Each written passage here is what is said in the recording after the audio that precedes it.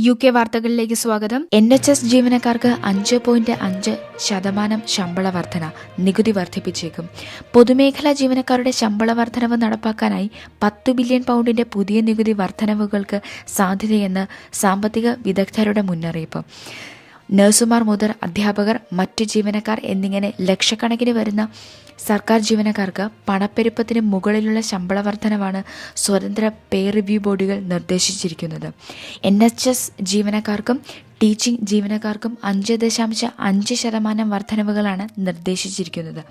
മന്ത്രിമാർ 3% ശമ്പള വർധനവ് ബജറ്റ് ചെയ്തിരിക്കുമ്പോഴാണ് ഇത്. സ്വതന്ത്ര റിവ്യൂ ബോർഡുകൾ നിർദ്ദേശിച്ച വർധന അനുവദിക്കാൻ ചാൻസലർ റേച്ചൽ റീവ്സ് നിർബന്ധിതമാകും. മറിച്ചായാൽ കൂടുതൽ സമരങ്ങൾ പിന്നാലെയെത്തും. സ്കൂളുകൾക്കും NHSനും മാത്രം 3.5 ബില്യൺ പൗണ്ട് ചെലവാണ് ഇതിനായി ഗവൺമെന്റിന് കണ്ടെത്തേണ്ടി വരുന്നത്. മുഴുവൻ പൊതുമേഖലയ്ക്കായി ശമ്പള വർധന നൽകാൻ 10 ബില്യൺ പൗണ്ടിന്റെ ബില്ലാണ് നേരിടുന്നതെന്ന് Institute for Fiscal Studies director Paul Johnson പറഞ്ഞു. ഇതിനുള്ള പണം എവിടെ നിന്ന് വരും? ഉയർന്ന കടമെടുപ്പിലൂടെയാണ് ഇത് നടപ്പാക്കാൻ സാധിക്കുക. കൂടെ പദ്ധതിയിട്ടതിലും ഉയർന്ന നികുതിയും മറ്റു ഭാഗങ്ങളിൽ ചെലവ് ചുരുക്കലും വേണ്ടിവരും. പെൻഷൻ സ്കീമുകളിൽ വലിയ റിവ്യൂവുമായി ചാൻസലർ. കൂടുതൽ സേവിങ്സ് ലഭ്യമാക്കും. ബ്രിട്ടന്റെ പെൻഷൻ സ്കീമുകൾ ട്രിപ്പിൾ ലോക്ക് പിന്തുടരുന്നതിനാൽ ഏതാനും വർഷങ്ങളായി വലിയ നേട്ടമാണ് പെൻഷൻകാർക്ക് ലഭിക്കുന്നത്.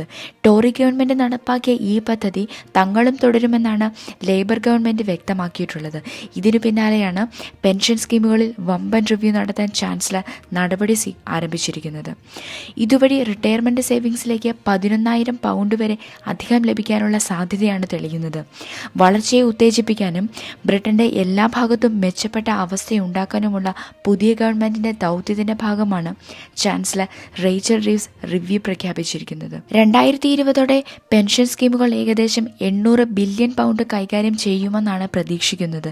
ഈ സ്കീമുകളിലെ പണം ഇൻഫ്രാസ്ട്രക്ചർ പോലുള്ള കൂടുതൽ ഉൽപാദനക്ഷമമായ ആസ്തികളിലേക്ക് എങ്ങനെ നിക്ഷേപിക്കാമെന്നാണ് റിവ്യൂ പരിശോധിക്കുന്നത്. ബ്രിട്ടീഷ് പോലീസിനെ എങ്ങനെ വിശ്വസിക്കും?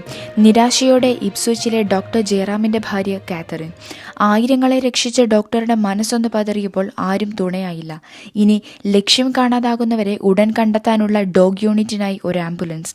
കാതറിന്റെ ഫേസ്ബുക്ക് പോസ്റ്റ് ഷെയർ ചെയ്ത് 1600 പേർ. ഒരു തവണയെങ്കിലും ജീവിതത്തിൽ ഓരോ UK മലയാളിയും ചോദിച്ചിടാൻ സാധ്യതയുള്ള ഈ ചോദ്യം ഇപ്പോൾ ഉയർത്തുന്നത് ആഴ്ചകൾക്ക് മുൻപ് വിട പറഞ്ഞ മലയാളി ഡോക്ടർ ജയറാം രാമസ്വാമിയുടെ വിധവയിൽ നിന്നുമാണ്.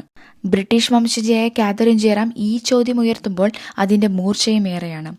വീടുകൾ മോഷണത്തിന് ടാർഗറ്റ് ചെയ്യുമ്പോൾ സഹായത്തിന് വിളിച്ചാൽ അത്തരം കാര്യങ്ങൾക്ക് ഒരു ഗൗരവവും കൊടുക്കാത്ത, തെരുവുകളിൽ കത്തിക്കുത്തിനോട് യഥാവിധം പ്രതികരിക്കാൻ സാധിക്കാത്ത, റെസ്റ്റോറൻറ്റിൽ വെടിയേറ്റ് ജീവന് വേണ്ടി പൊരുതുന്ന മലയാളി കുഞ്ഞിനെ ആക്രമിച്ച മാസങ്ങൾ കഴിഞ്ഞിട്ടും കണ്ടെത്താനാകാത്ത, എന്തിനേറെ ബാസിഡണിൽ നിന്ന് കാണാതായ മലയാളി പെൺകുട്ടിയെ കണ്ടെത്താൻ സഹായം തേടി 24 മണിക്കൂർ കഴിഞ്ഞിട്ടും കണ്ടെത്താനാകാതെ വന്നപ്പോൾ മലയാളി യുവാക്കൾ കുട്ടിയെ കണ്ടെത്തിയതടക്കം നൂറുകണക്കിന് ജീവനുള്ള ഉദാഹരണങ്ങളാണ് UK മലയാളികൾക്ക് ബ്രിട്ടീഷ് പോലീസിനെതിരെ ചൂണ്ടിക്കാട്ടാനുള്ളത്.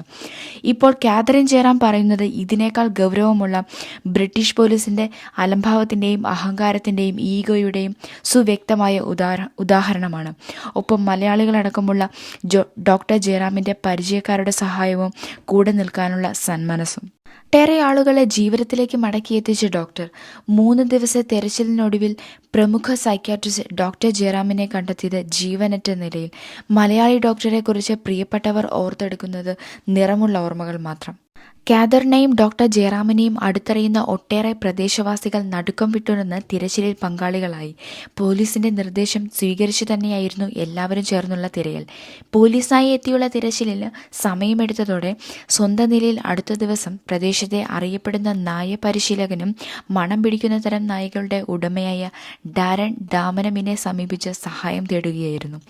തികച്ചും സൗജന്യമായ തിരച്ചിൽ നടത്താൻ തയ്യാറായ ഡാരനെ പങ്കാളിയാക്കി തിരച്ചിൽ നടത്താൻ പോലീസ്. എന്നാൽ ആ സമയവും തിരച്ചിൽ നടക്കുന്ന പ്രദേശം പൊതുജനങ്ങൾക്ക് തുറന്നിട്ടിരിക്കുകയായിരുന്നു എന്നുമാണ് കാതറിൻ ഇപ്പോൾ ഫേസ്ബുക്ക് വഴി പരസ്യമായി പറഞ്ഞിരിക്കുന്നത്. ജൂലൈ 2 ഡാരന്റെ നായ്ക്കൾ ഡോക്ടർ ജയറാമിന്റെ മൃതദേഹം കണ്ടെത്തുന്ന സ്ഥലത്തിന് സമീപമെത്തി സൂചന നൽകിയത് പോലീസിനെ അറിയിക്കുകയും അവർ സ്ഥലത്തെത്തി തിരഞ്ഞതുമാണ്. എന്നാൽ തുടർന്നുള്ള നീക്കങ്ങളിലാണ് പോലീസ് ഡാരന്റെ സഹായം നിരസിക്കും വിധമുള്ള പെരുമാറ്റം തുടങ്ങിയത്. ഇത് വെറും ഈഗോയെ തുടർന്ന് സംഭവിച്ച കാര്യമാണെന്ന് കാതറിൻ ചൂണ്ടിക്കാട്ടി. ഒരുപക്ഷെ ഡാരന്റെ സഹായം കൂടി ഉൾപ്പെടുത്തിയുള്ള തിരച്ചിലിലും ഡോക്ടർ ജയറാമിനെ ജീവനോടെ കണ്ടെത്താനായില്ല എന്ന് പറയാനായിരിക്കും.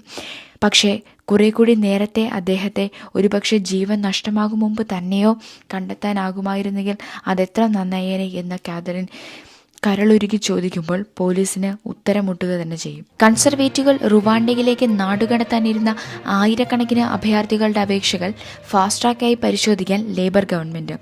നാടുകടത്തൽ വിമാനങ്ങളിൽ കയറേണ്ട ഏകദേശം 90,000 പേർക്കാണ് ഈ അവകാശം ലഭിക്കുന്നത്.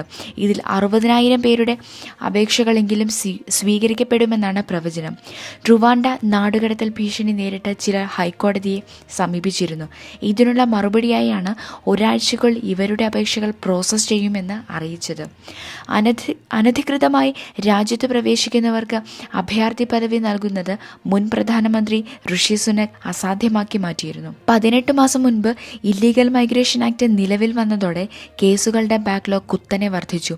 റുവാണ്ട സ്കീം പ്രകാരം വിമാനങ്ങൾ പറക്കാതിരുന്നതാണ് വിനയായത്. എന്നാൽ അധികാരത്തിലെത്തിയതിന് പിന്നാലെ കീർ സ്റ്റാർമർ റുവാണ്ട സ്കീം റദ്ദാക്കി.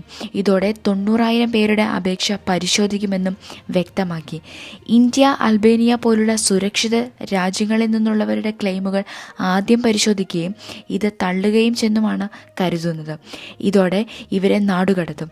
കഴിഞ്ഞ ദിവസം ചാനൽ കൊടിയേറ്റം നടത്തുന്നതിനിടെ ഒരു സ്ത്രീ മുങ്ങി മരിച്ചിരുന്നു. വാർത്തകൾ അവസാനിക്കുന്നു. നന്ദി, നമസ്കാരം.